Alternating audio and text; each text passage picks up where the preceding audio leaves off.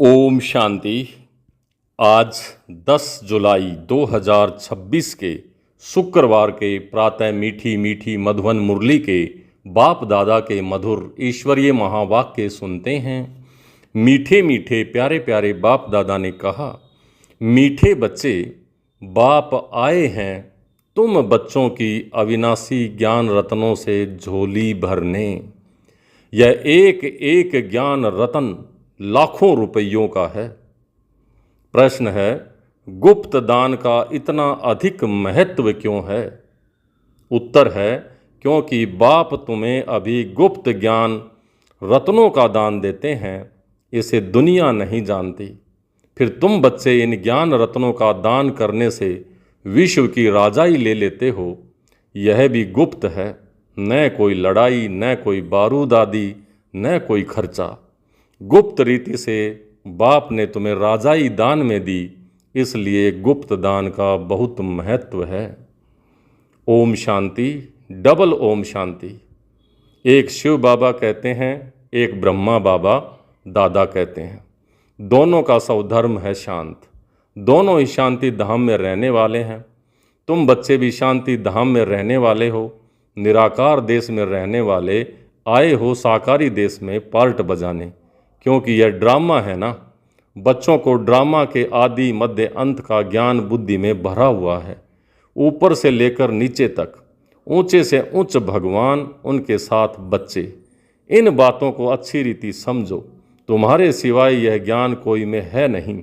तुम पढ़ते हो खुदाई स्कूल में। भगवानोवाच, भगवान तो एक ही है, कोई 10-20 भगवान नहीं हैं। जो भी सब धर्म वाले हैं, उनकी जो भी आत्माएं हैं, सबका एक ही बाप है। फिर बाप सृष्टि रचते हैं तो कहा जाता है प्रजापिता ब्रह्मा। शिव को प्रजापिता नहीं कहेंगे।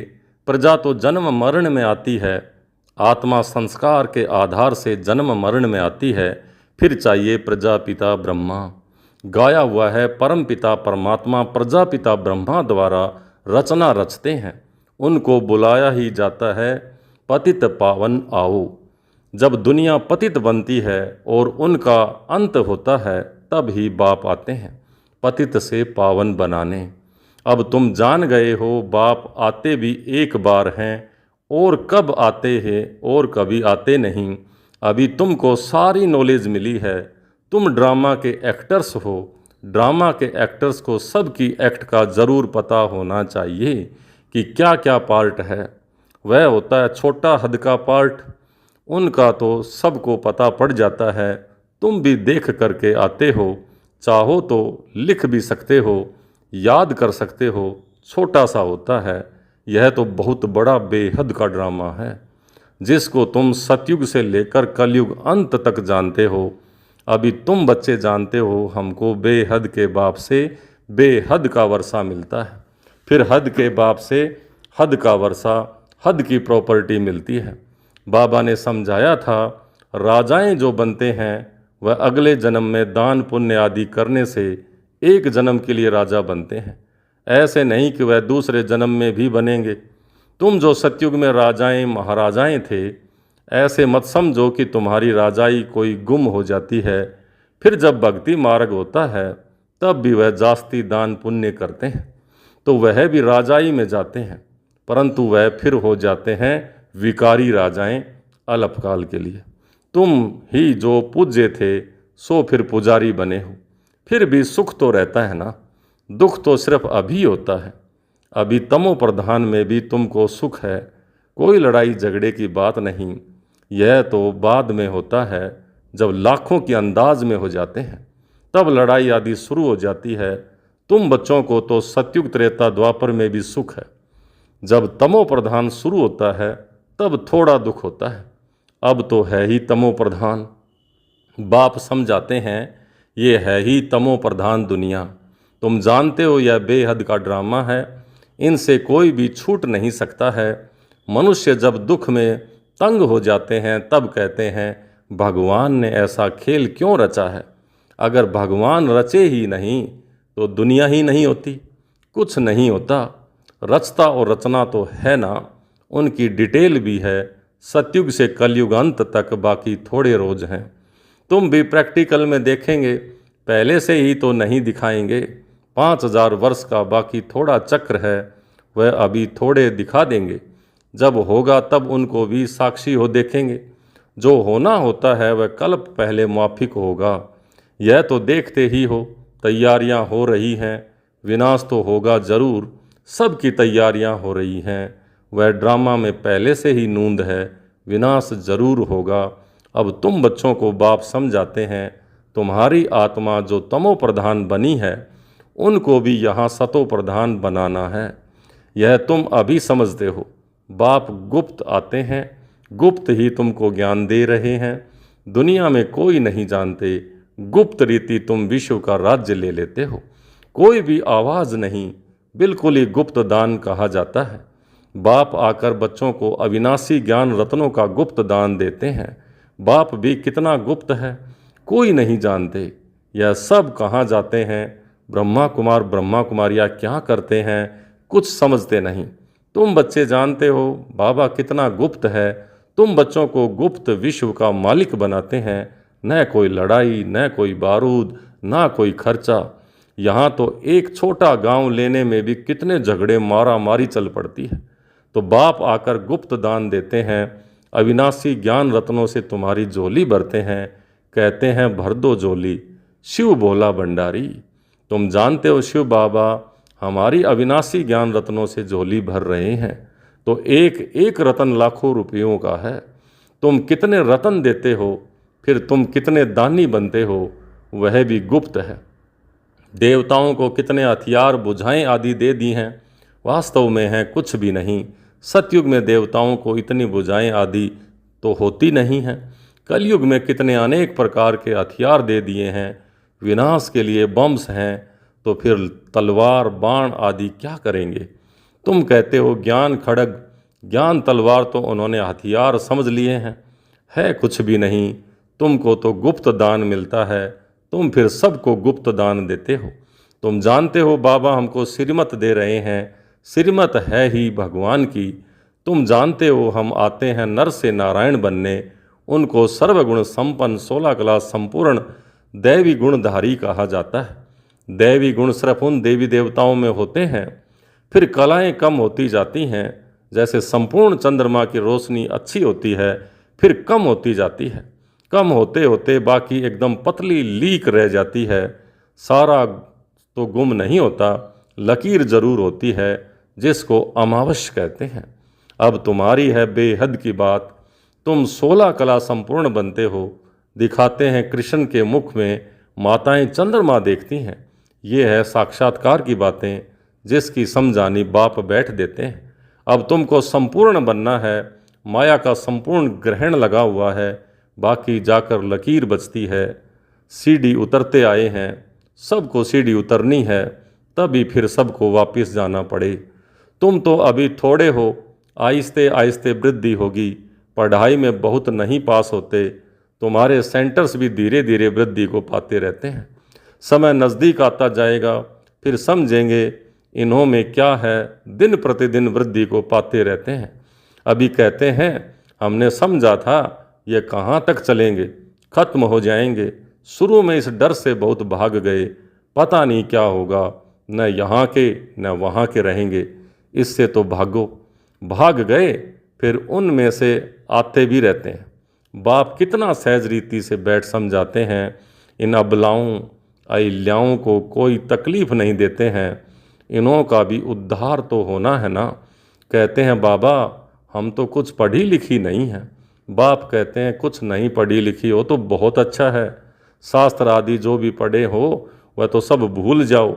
मैं कुछ जास्ती पढ़ाता नहीं हूँ, सिर्फ कहता हूँ मुझको याद करो तो फिर बादशाही तुम्हारी है, बस तुम्हारा बेड़ा पार हो जाएगा। बच्चा पैदा हुआ और कहेंगे बाबा, बस वर्षे का हकदार बन जाते हैं। यहाँ भी तुम हकदार बन जाते हो। बाप दादा को याद किया और राजधानी तुम्हारी। इसलिए गाया हुआ है सेकंड में जीवन मुक्ति। साहूकार लोगों का है पिछाड़ी का पार्ट, पहले गरीबों को ही वारी है, पहले गरीबों की ही बारी है, तुम्हारे पास आपे ही आएंगे। दलितों का भी उद्धार होना है, भीलनी का भी गायन है। कहते हैं राम ने भीलनी के बेर खाए। वास्तव में राम भी नहीं है, शिव बाबा भी नहीं है। हाँ, हो सकता है इस ब्रह्मा को खाना पड़े। भीलनी आदि आएंगी, समझो टोली आदि ले आए तो इनकार कैसे कर सकते हैं। भीलनी गणिकाएं ले आएंगी तो तुम भी खाएंगे। शिव बाबा कहते हैं मैं तो नहीं खाऊंगा, मैं तो अभोक्ता हूँ। तुम्हारे पास आएंगे सभी, गवर्नमेंट भी मदद करेगी कि इनको उठाओ। तुमको भी ऑटोमेटिकली प्रेरणा होगी, बाबा गरीब निवाज है तो हम भी गरीबों को समझाएं। भीलनियों से भी निकलेंगे। इतना बड़ा झाड़ है, इनमें एक भी देवी देवता धर्म का नहीं रहा और सब धर्मों में कन्वर्ट हो गए। अब बाप कहते हैं जो भक्ति करने वाले हैं उनको समझाओ। तुम देख रहे हो सैपलिंग कलम कैसे लगता है, ब्राह्मण कैसे बनते हैं। जो सूर्यवंशी चंद्रवंशी देवता बनते होंगे वही आते जाएंगे। एक बार भी सुना तो स्वर्ग में जरूर आएंगे। बाबा ने काशी कलवट का भी मिसाल सुनाया है। शिव पर जाकर बलि चढ़ते हैं, उनको भी कुछ तो मिलना चाहिए। तुम भी बलि चढ़ते हो, पुरुषार्थ करते हो राजाई के लिए। भक्ति मार्ग में राजाई तो होती नहीं, वापिस कोई भी जा नहीं सकते। तो क्या होता है, उनके जो पाप किए हुए हैं उनकी सज़ा भोग चुकतू कर देते हैं। फिर नए सिरे से जन्म होता है, नए सिरे से पाप शुरू होता है। बाकी रहना तो सबको यहाँ ही है। नंबर 1 में तुम ही हो, तुम ही 84 जन्म भोगते हो। सबको सतो रजोतमों में आना होता है। बाप कहते हैं इस समय सारी मनुष्य सृष्टि का झाड़ जड़जड़ी भूत हो गया है, गल चुका है। मनुष्य तो बिल्कुल घोर अंधियारे में कुंभकर्ण की नींद में सोए हुए हैं। एक कुंभकर्ण की बात नहीं, अनेक हैं। तुम कितना भी समझाते हो सुनते ही नहीं हैं। जिनका पार्ट है वह पुरुषार्थ करते हैं और वही माता पिता के दिल पर चढ़ते हैं। तख्त नशीन भी वही बनेंगे। कितनी बच्चियां पूछती हैं बाबा, बच्चों को डांटना पड़ता है। बाप कहते हैं इसका इतना कुछ नहीं है। तुम पुकारती हो हम पतितों को पावन बनाओ, तो बाप भी कहते हैं काम महाशत्रु है। ऐसे नहीं कहा जाता क्रोध महाशत्रु है अकेला। माताओं में इतना नहीं होता, पुरुष बहुत लड़ाई करते हैं। अब बाप ने तुम माताओं को आगे किया है, वंदे मातरम। नहीं तो माताओं को कहते हैं तुम्हारा पति तुम्हारा गुरु ईश्वर है, उनकी मत पर चलना है। हथियाला बांधा फिर फट से पतित बनते हैं। यह ईश्वर मिला उनको, ऐसा ईश्वर मिला उनको जो फट पतित बनाते हैं। अभी तो राम राज्य स्थापन होता है, बाकी सब मरते जाएंगे। बाबा ने समझाया है विनाश काले विपरीत बुद्धि, विनाश काले प्रीत बुद्धि 2 प्रकार के हैं। तुम्हारी परमपिता परमात्मा से प्रीत बुद्धि है। तुम्हारी आत्मा जानती है शिव बाबा इन में आते हैं, इन द्वारा हम सुन रहे हैं। इतनी छोटी आत्मा बिंदु है। शिव बाबा का यह टेम्परेरी रथ है। इनके द्वारा यह रुद्र ज्ञान यज्ञ रचा है जो बढ़ता ही जाएगा। बच्चों की बूंद बूंद से तालाब भरता रहता है। बच्चे अपना सफल करते रहते हैं क्योंकि जानते हैं यह तो सब कुछ मिट्टी में मिल जाना है, कुछ भी रहना नहीं है। इतना तो सफल हो जाए। सुदामा का भी मिसाल है ना। बच्चियां बाबा के पास चावल मुट्ठी वह 6-8 रुपया भेज देती हैं। वह बच्ची, बाप तो गरीब निवाज है ना। यह सब ड्रामा में नूंद है, फिर भी होगा। बांधेलियाँ हैं। बाबा कहते हैं भाग्यशाली हो। शिव बाबा का हाथ तो मिला ना। एक दिन आएगा, सब आर्य समाजी आदि भी आएंगे। जाएंगे कहाँ? मुक्ति जीवन मुक्ति की हट्टी दुकान तो एक ही है। सजाएं खाकर सबको मुक्ति में जाना है। यह है कयामत का समय, सब वापस जाएंगे। यह है साजन की बारात। कैसे बारात जाएगी शिव की, वह भी साक्षात्कार होगा। तुम्हारे सिवाय और कोई देख न सके।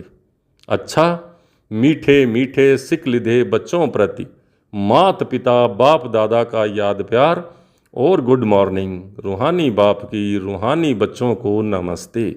हम रूहानी बच्चों की रूहानी बाप दादा को याद प्यार, गुड मॉर्निंग और नमस्ते। धारणा के लिए मुख्य सार। पहला, बाप द्वारा ज्ञान का जो गुप्त दान मिला है उसकी वैल्यू को समझ अपनी झोली ज्ञान रत्नों से भरपूर करनी है। सबको गुप्त दान देते जाना है। दूसरा, इस कयामत के समय जब कि वापिस जाना है तो अपना सब कुछ सफल करना है, प्रीत बुद्धि बनना है, मुक्ति और जीवन मुक्ति का रास्ता सबको बताना है। आज का वरदान, भोलेपन के साथ ऑलमाइटी अथॉरिटी बन, माया का सामना करने वाले शक्ति स्वरूप भव। भोलेपन के साथ ऑलमाइटी अथॉरिटी बन, माया का सामना करने वाले शक्ति स्वरूप भव। कभी कभी भोलापन बहुत भारी नुकसान कर देता है। सरलता भोला रूप धारण कर लेती है, लेकिन ऐसा भोला नहीं बनो जो सामना ही ना कर सको। सरलता के साथ समाने और सहन करने की शक्ति चाहिए। जैसे बाप भोलानाथ के साथ ऑलमाइटी अथॉरिटी है, अर्थात सर्वशक्तिवान है, ऐसे आप भी भोलेपन के साथ साथ शक्ति स्वरूप भी बनो तो माया का गोला नहीं लगेगा। माया सामना करने की बजाय नमस्कार कर लेगी। आज का स्लोगन, अपने दिल में याद का झंडा लहराओ तो प्रत्यक्षता का झंडा लहरा जाएगा। अपने दिल में याद का झंडा लहराओ तो प्रत्यक्षता का झंडा लहरा जाएगा। ये अव्यक्त इशारे ज्वाला स्वरूप स्थिति में रह शक्तिशाली याद का अनुभव करो। विशेष याद की यात्रा को पावरफुल बनाओ। ज्ञान स्वरूप के अनुभवी बनो।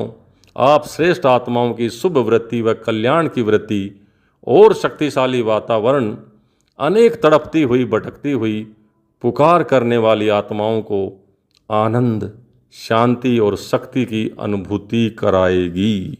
अच्छा, ओम शांति।